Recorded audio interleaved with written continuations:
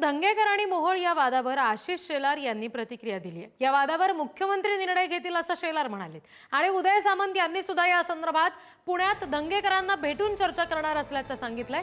तसंच फडणवीस आणि शिंदेंना त्रास होईल असं वागू नका असा सल्ला सुद्धा सामंत यांनी दिलाय। मला वाटतं मुरलीधर मोहोळजींनी यातली स्पष्टता दिली आहे। कायदा सुद्धा सुस्पष्ट आहे। मुरलीधर मोहोळ यांची कुठल्याही व्यावसायिकाशी पार्टनरशिप आता तेव्हा हा व्यवहार होताना नव्हती।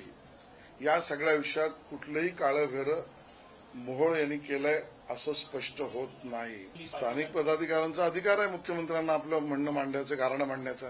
तो मांडला, योग्य निर्णय मुख्यमंत्री घेतील। वेळ पडल्यास मी पुण्याला जाऊन देखील धंगेकरांची भेट घेईन, कारण ते आमचे सहकारी आहेत। परंतु माझी त्यांना देखील एक विनंती आहे की भाजप, शिवसेना आणि अजितदादांची राष्ट्रवादी काँग्रेस पार्टी ही महायुती आहे। त्याच्यामुळे एकामेकाच्या बोलण्यानं समोरच्याची मनं दुखावतील असं धंगेकरांनी जसं करू नये तसं बाकीच्यांनी देखील कोणी करू नये या मताचं मी आहे। धंगेकरांना जो क्रायटेरिया आहे तोच प्रत्येकाला, तो मला पण असला पाहिजे। म्हणून मी पत्रकार परिषद घेऊन आज खुलासा केला की माझ्या भाषणाचा अर्थ काय होता।